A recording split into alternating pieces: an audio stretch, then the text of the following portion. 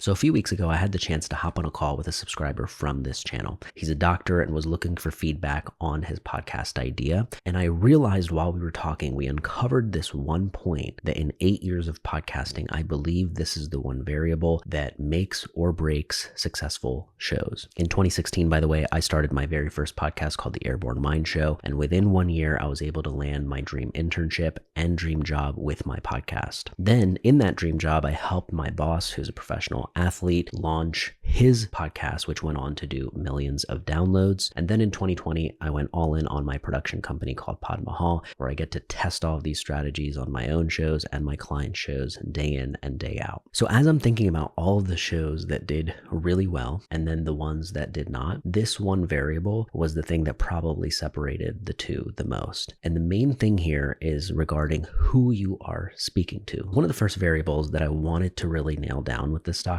was who he was going to be speaking to, because there's two groups that often when people start podcasting, they fall into. They're speaking to either their peers or their people. And the ones that are speaking to their people go on to be very successful, right? But the ones that fall into the trap of speaking to their peers, especially if it's not designed for them, is you're paralyzed by perception and judgment, right? You're scared of what your peers are going to think when it's not really even for them in the first place. It's for maybe the everyday consumer, right? But I want to share something that really brought into context and made the light bulb click for this doctor, which is why I think it could help you too. It is this concept that it's not mine, by the way. This is from Dickie Bush and Nicholas Cole from Ship 30 for 30, but I heard them talk about this and it has never left my mind since, mainly because I realized I was doing it all the way back in 2016. And anything I've done that has turned out well, content-wise, has always followed this principle in some way. So Dickie Bush says that the audience that you should be writing for, in his case, right, is somebody that is yourself 2 to 3 years ago. So you're writing to your past self 2 to 3 years ago. And as your interests evolve, you are basically sharing what you just learned in the past 2 to 3 years and continuing to rinse and repeat that process. You're learning new things. 2 to 3 years later, you're going to write about and share those things. And what you can guarantee with this approach, I realized, is that if you make something that is for yourself, right? I know it can be scary at first because you're like, oh, I don't know. I don't know if there's more people exactly like me that will like this thing. It feels very selfish if I'm doing it for myself. But then I realized I'm like, every single show that I had, every piece of content that did well had an element of I was making this for myself. I was going to research. I was going to learn this stuff anyways. Whether I was going to share it with somebody or not was irrelevant. This was something I was already going to do. So the concept that I think made it click and made the light bulb moment happen for him, and also for me, was something that I heard from Dickie Bush from Ship 30 for 30. So he was talking about writing and who you should be writing for when you first start out, when you have no audience. But I have taken that concept and I think you can apply it to any type of creation. And the reason I think this resonated with me so much is because I realized I was doing this back in 2016 and it was the very thing that made everything work. So he talks about speaking to your past self from 2 to 3 years ago. It doesn't have to be 10 years ago. It doesn't have to be 5 years ago. It can be from just a few years ago, because that signals that it is somebody like yourself who is just a few steps behind you, right? And what you are learning about is going to be evolving. So you're learning new things every year, and every 2-3 years, what happens is you have a new set of information to pass on to your past self. And I found this to be extremely therapeutic, because at first it feels selfish, right? Oh, I'm just making things for myself, not with the audience in mind. But really, when you think about it, what happens is you begin to cultivate an audience of people like yourself, which you'd probably rather have than just a bunch of random people or an audience that you feel not really connected to.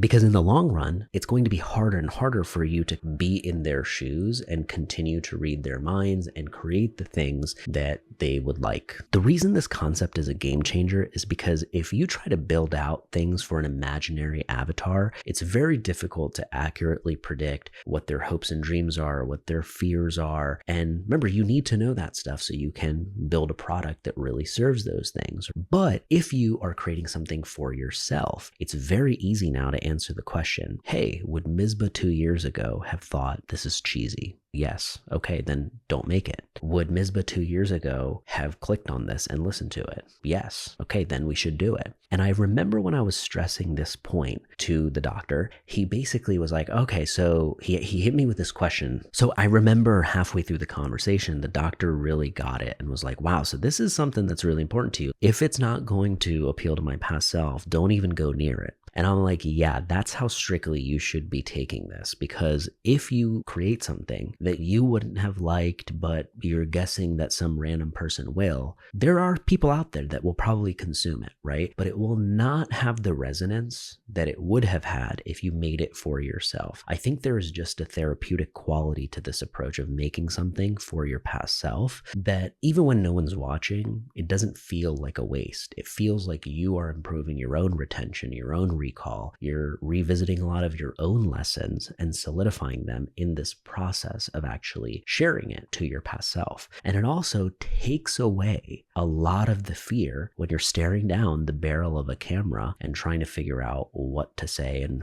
who to speak to. It's just a camera. It's just an object, right? Until you begin to imagine your past self. Okay, I'm really trying to get in touch with that's who I'm speaking to. That's who is down the barrel of the camera. Boom, go for it. If you can channel that, your tone, your demeanor, the language that you use, your camera presence, your performance, all of those things begin to feel a little bit more like you. And I find that with shows that are just starting out, the first couple dozen episodes are many times people getting past a lot of their performance anxieties and verbal tics and fear that are preventing them from actually sounding like themselves. So I remember he asks me a question that stops me dead in my tracks and forces me to pressure test this concept and this idea. He goes, okay, so here's my problem. We've discussed already how remote setups are way easier to sustain. They're more cost effective, all that good stuff. But I know that my past self would not have watched a remote podcast. I would not have clicked on it. And that made me go, okay, then looks like you're not going to be doing a remote podcast. That's how laser focused you want to be on your past self. Because if you know back then, hey, and this is a personal preference, right? Because I love remote podcasts and I don't care, I would have consumed it. But this is not my show and this is not my preferences, right? So you need to really lock in. So I was like, looks like you are not doing a remote podcast, because that's how seriously you need to take your past self. Is if already internally somewhere, you would not have gotten the click, you would not have gotten the subscribe, you would not have gotten the listen, you would not have gotten the view, then don't do it. This is very similar to how Amazon, in their meetings, you've probably heard the story where they leave a chair open for the customer. So in all of their meetings, they're always imagining the customer being present because they're a very customer-centric company, right? And I think this transfers over very well into the podcast space. Instead of just obsessing about your peers and what other podcasts are doing, you should be customer-centric and focusing on your past self, which is the customer in this case. So probably one of the biggest benefits that comes out of you taking this approach is that you immediately next the quality of your content. And I'll tell you how this happens. It's not by improved sound or improved cameras and things like that. It's more so the way that you are speaking, the things that you are even speaking about, right? The types of thoughts and opinions that you're having will be completely different if you know that you're speaking to your past self. You'll get excited by the idea of coming across a piece of information that's like, oh my gosh, my younger self would have appreciated this. Like I would have done anything for this piece of knowledge a few years ago. That's how important this may be to me. So that's the kind of stuff you want to find. And you'll end up discovering that when you chase that path, you make your show more and more unique over time. Because remember, you're speaking to a very specific person. You're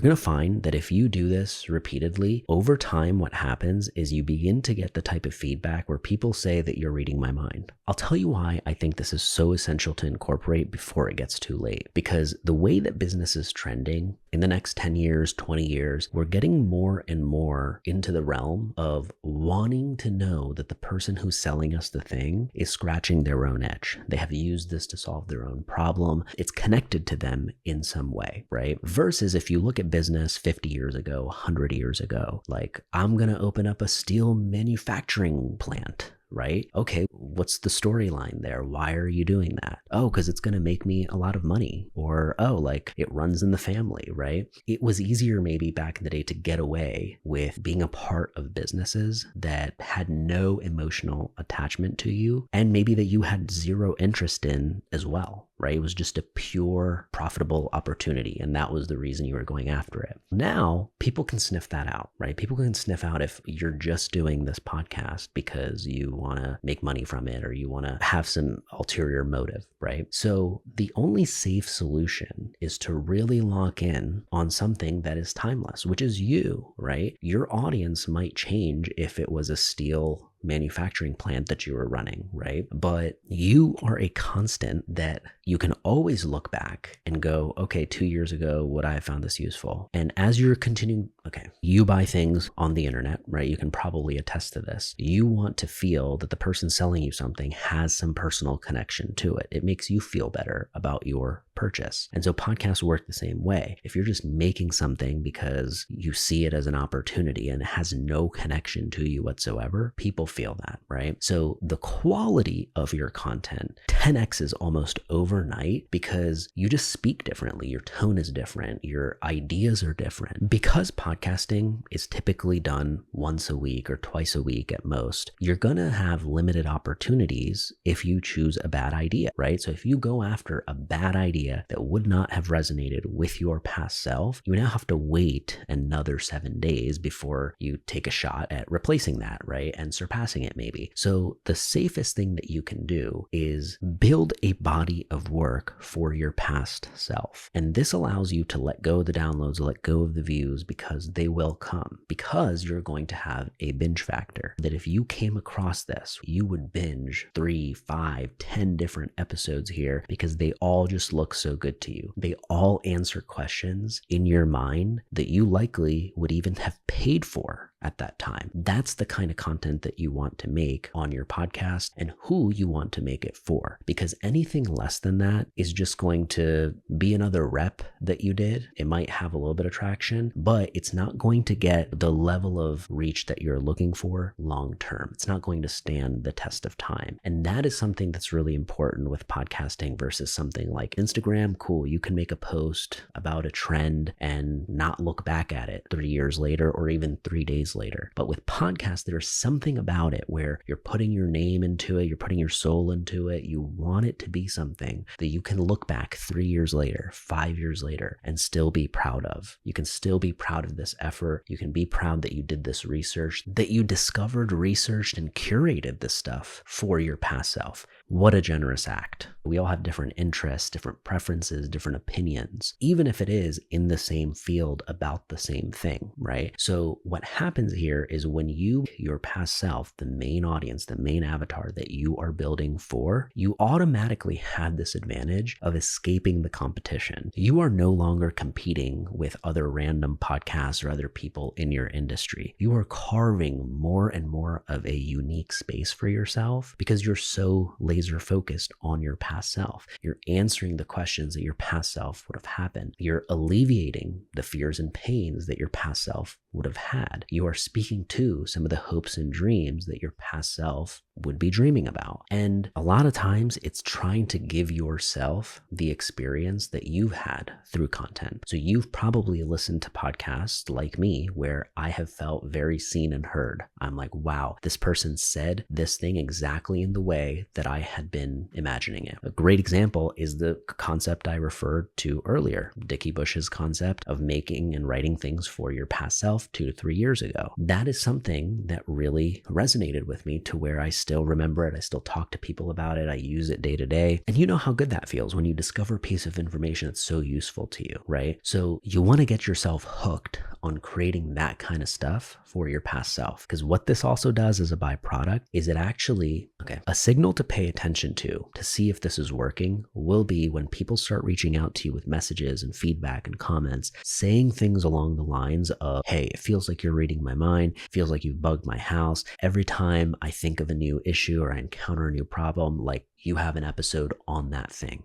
If you can do that, and this can be done in any industry, any topic, because really what you're doing is forecasting a customer journey. You are forecasting all of the things that somebody experiences when they get a new mic, for example, right? It's like, oh, there's 10 mini steps that go into setting this thing up. And if you can highlight one of those problems, like that somebody's going to think right when they buy this, guess what? They feel like, oh, you're reading their mind. You've already thought ahead. You know what you're doing. And again, if you can do this at scale, so you've got 10 episodes, 50 episodes, 100 episodes, where you have pretty closely, accurately predicted what you would have wanted a few years ago, that scales, okay? That effort scales if you put the time into building that body of work. So I hope this was useful in shifting your perspective on how you can improve your content when it comes to podcasts. It's not always about the sound and the video and all that stuff. It's about what's being said. And a lot of times what's being said is dictated by who it's made for, because the same message could be spun 100 different ways depending on who you are speaking to.